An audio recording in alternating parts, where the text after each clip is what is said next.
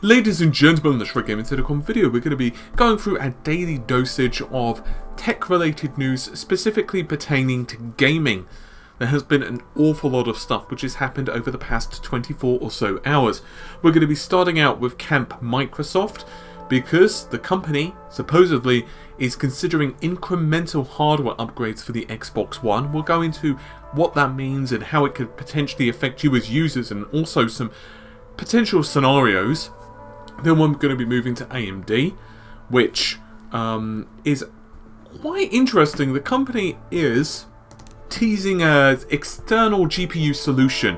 Essentially, the idea is to bring desktop gaming performance to ultra-thin notebooks, which is obviously quite a difficult problem that a lot of companies have been beavering away at. And then finally, we're going to be moving to Camp Nvidia, because support for the Fermi architecture, more specifically related to Vulkan, is not quite where we as users had hoped it would be. But first of all, let's start out with the Xbox One.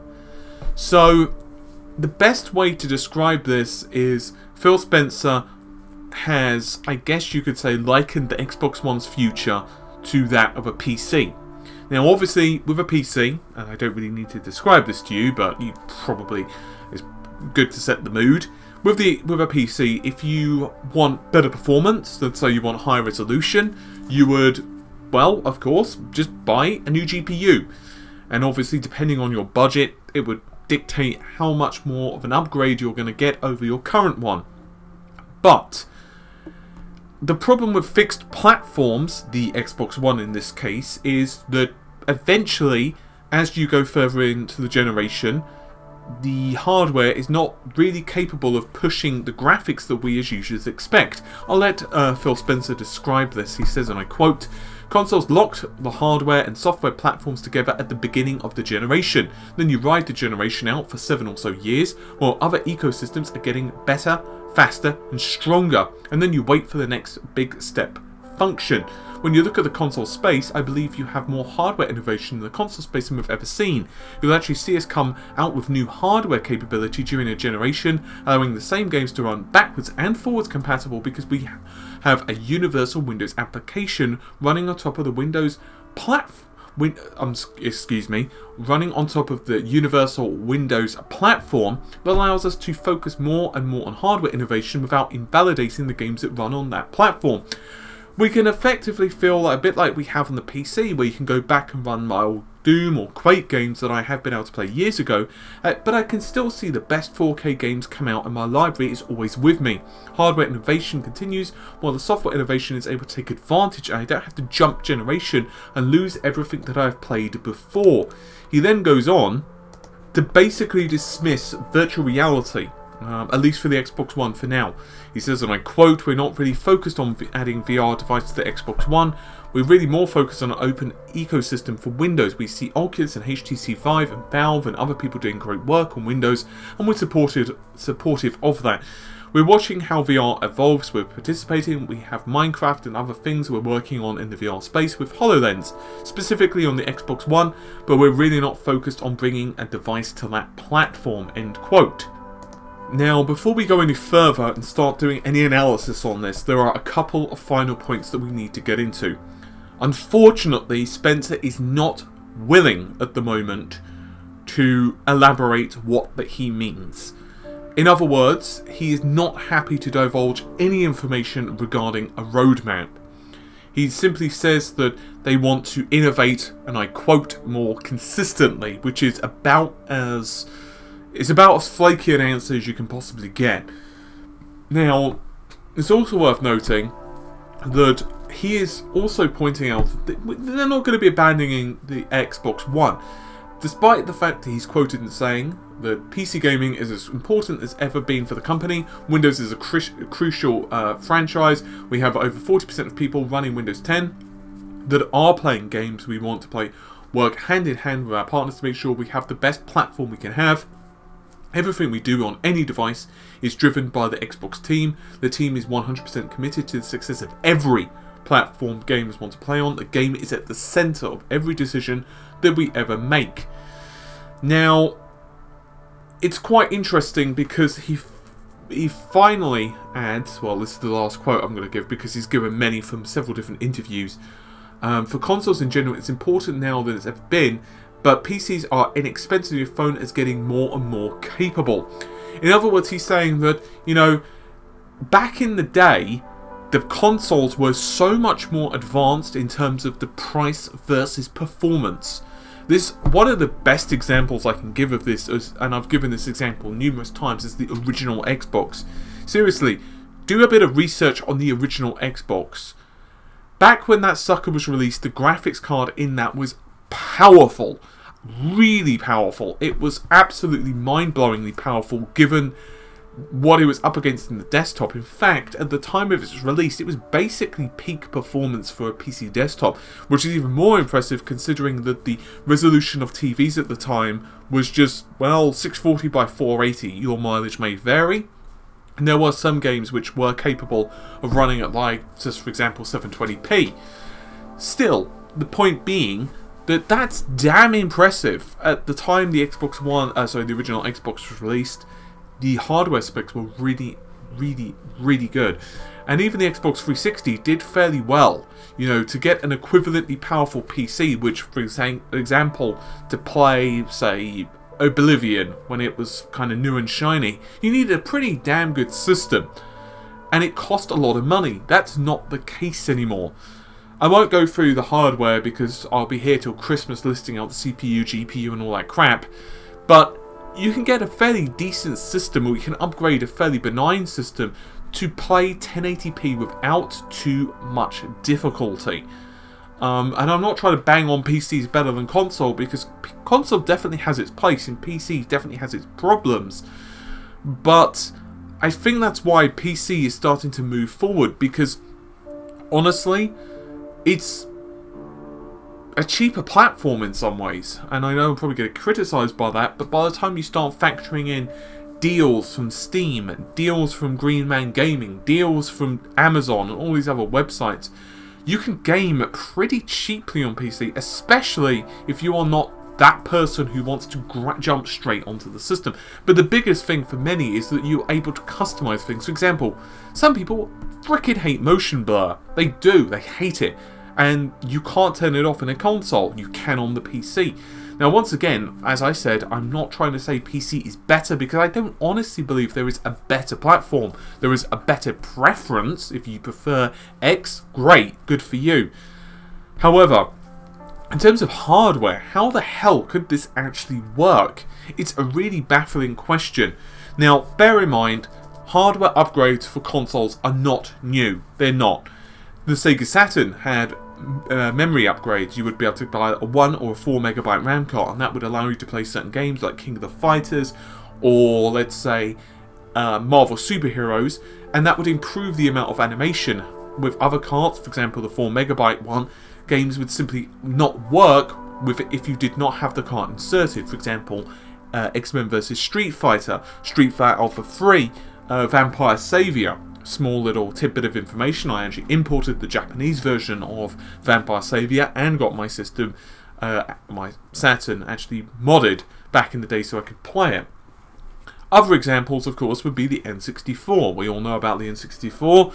Had, once again, a memory upgrade. The Saturn, the Genesis / Mega Drive also had hardware upgrades. We all know that it had the 32X and Sega CD. The Sega CD I owned, and it was pretty damn fantastic. And even the Super Nintendo had a hardware upgrade of kind, and I say it in such a voice because, of course, we all know about the FX chip, which was present in certain cartridges, which would improve the processing capabilities of the hardware. I could give other examples, but I think you get the point by now before I bludgeon it to death. In other words, they've all had the similar idea behind them. Extend the life of the system, improve the graphics to beat off competitors, or to just dazzle audiences. Now, with the Xbox One, there's a couple of different ways I can see this happening.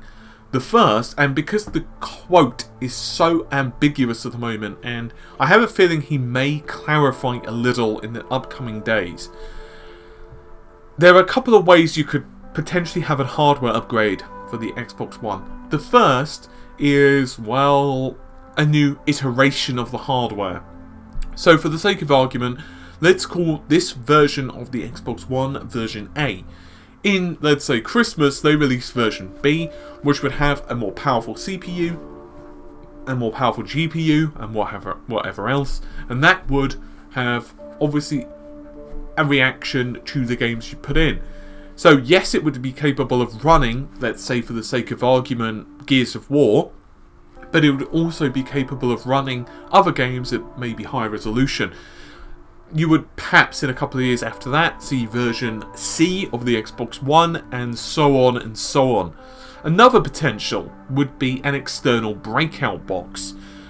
How this would work is a bit of a mystery, because, well, it depends on how all of this works. It could potentially relate something along the lines of the external GPU solution we'll talk about later on the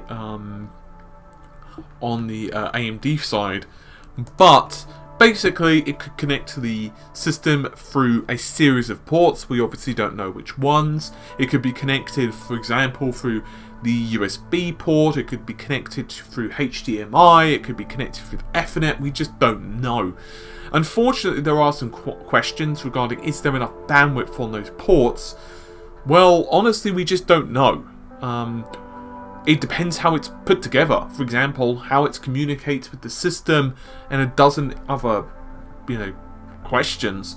Unfortunately, all we can do is guess. It's possible that the software would work in collaboration, and it would simply handle that processing, and the USB cable would just basically split the load between it, although it'd be rather difficult. But I'm not saying it couldn't be done. We just don't really know how an external box would work. Another potential is that you would simply send your Xbox One back to Microsoft. You would simply say to them, hey pal, I want my Xbox One upgraded, done. Or potentially you would simply have a trade-in program, which is probably more likely. So you would take your Xbox One down to your local retailer or what have you, say I want to upgrade my Xbox One. They would give you the upgrade, and they would essentially take your old one and then either upgrade it or sell it at a cost reduction. There are a dozen other different potentials out there. Unfortunately, the answer is so bizarre. Now, yes, the PlayStation 4 does have the breakout box, as we know, but for the PlayStation VR. However, as we all know, there is something very important about that. It's not doing any external processing aside from 3D audio. So, it's kind of a weird thing. Now, it doesn't really matter how this is achieved in one respect. I'm sure it's going to upset some viewers, simply because they're going to say, well, gee, I bought into the Xbox One to last, say, 6 years, 7 years. I don't want to keep upgrading every couple of years for the latest and greatest graphics. And that's kind of a fair point, and I guess it depends how it's done and how it's handled. For example, let's say that you have, once again, a version A Xbox One, a current generation, the one that you've probably got on your home now, and let's say a game is released, let's say next year, which requires this upgraded hardware. Let's say in the back of the box, it might say version A or above required. So, for the sake of argument, you put the game in, and it will load up on your current Xbox One, but run at, say, lower resolution, or maybe have fewer graphical settings. On the other hand, if you were to put it into a version B Xbox One, however that's handled, whether it's an upgraded external box, whether it's a different unit, whether it's, got a fairy that's powering internally, it doesn't matter, it would then run with high resolution. There could be some questions, however. Let's say if you've once again got that version A Xbox One, but the game requires version B or above. So if you put the disc in, it might say, sorry, can't run, your Xbox One unit is out of date, go to the next castle. That's always a potential. We don't know. To be honest, I kind of feel this is the best option, because let's face it, and I know I'm going to get some people upset here, but let's just be blunt. The PC is so far in front of the Xbox One already in terms of technical ability. There are some benefits to the Xbox One in that, yes, it is a closed platform, which means you can better optimize for it. But let's say the PlayStation 4, it's 60% faster when it comes to a similarly spec'd PC, at least according to some developers. But how they've arrived to those numbers is questionable. And I would like to know, are they comparing that to DirectX 12 PCs or what? How is that number derived? Because it's very easy to get these PR bites, unfortunately. Unfortunately for the Xbox One, you've now got GPUs which are monstrously more powerful, like a 2.5 T-flop GPU, a 3 T-flop GPU is pretty cheap now. And by the time Polaris comes out, or Pascal comes out, the price is going to go down even further. AMD themselves, Roy Taylor at AMD, said that they want to reduce the cost of entry for high-resolution gaming or virtual reality. So for the sake of argument, an R9 390 or a 290 now, which costs, let's say, 250-ish, depending on how much you shop around, that's the entry level for virtual reality, okay? The next generation is probably going to bring that down to, let's say, for the sake of argument, 150. It's going to be a lot cheaper. And that's an awful lot of power, and it basically is just going to leave the Xbox One behind. While that might not sound like a big deal, it also means that sales of the Xbox One, or potentially users, may simply say, well, you know what, I can get the next Killer Instinct, or I can get Gears of War 4, or I can get X, or I can get Y on the PC, and it's just going to run better, and so Microsoft is just going to lose market share that way. Honestly, I wouldn't be surprised if that's their thinking. They just want to keep pushing their hardware. And to Microsoft, and this is the key thing, they don't think of the Xbox One as this platform that's insular. Instead, they are really thinking of Windows, and that's their goal. That's their love. Essentially, they want you in an ecosystem. And I could rant about that somewhat, and I probably will. I don't have time in this video because it's a separate topic which is quite lengthy regarding some issues with DirectX 12 and current GPU solutions. Essentially, DirectX 12 is taking a lot of the control away from users, for example with VSync, whereas Vulkan isn't. And I would prefer Vulkan be a thing. Honestly, I would. But I guess we're just going to have to see. Anyway, let's move on to the next story, because honestly, we could be here for a bloody long ass time. Alright, I'm going to have a quotey session. This is going to take a while. This is actually from Robert Halleck, who is the technical marketing lead over at AMD. Prepare thy anus. It's not actually that long of a quote. Alright, let's have some real talk, with a trademark, about gaming on the go. Gaming notebooks are great for gaming, but nobody in their right mind wants to carry one around all the time. Ultra-thin notebooks are awesome to carry, but nobody in their right mind would confuse one for a gaming notebook. But still, there's a huge appetite for thin notebooks that can game. I bet there's a bunch of gamers out there who get into their 30s or 40s wouldn't mind condensing their entire computing life into one device that does it all. I also bet that some of those wouldn't mind giving up an MITX LAN rig if their notebook had the same potential serving that role with the Gasto. External GPUs are the answer. External GPUs with standardized connectors, cable drivers, and plug and play are a support. More info very soon.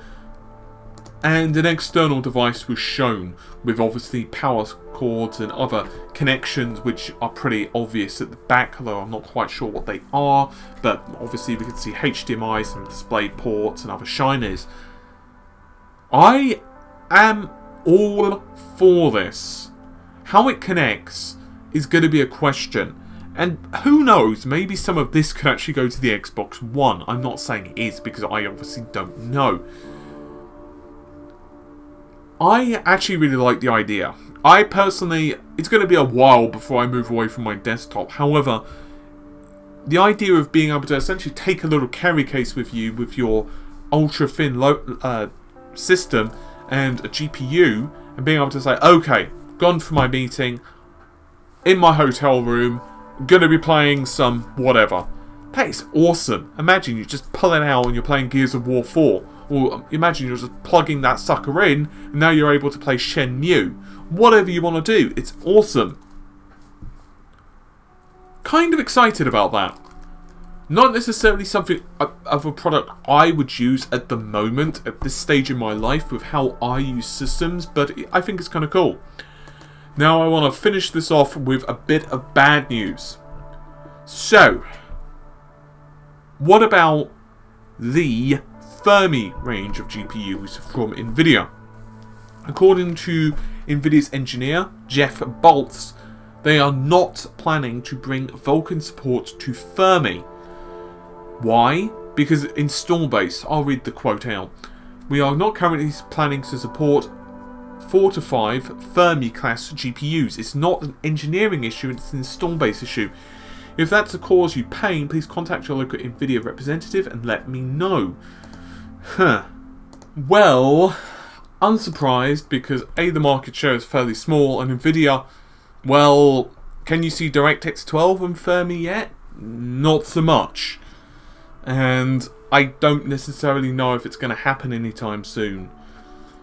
Basically, at this point, if you've got a Fermi-related card, I know this is going to sound really harsh, but if you've got something along the lines of a GeForce 570, and I'm just pulling that out my ass, it's probably best for you now to consider going to either another Nvidia card or another AMD card. If you're able to soldier for the next couple of months, I would personally suggest waiting for the next architecture to come out. If you can't wait, then depending on your budget, something like the GTX 960 minimum or an R9 380X, something like that, would probably be an absolute stellar upgrade for you, good sir, or good lady. Anyway, hopefully you've enjoyed the video. I'll see you soon. Take care. Bye for now.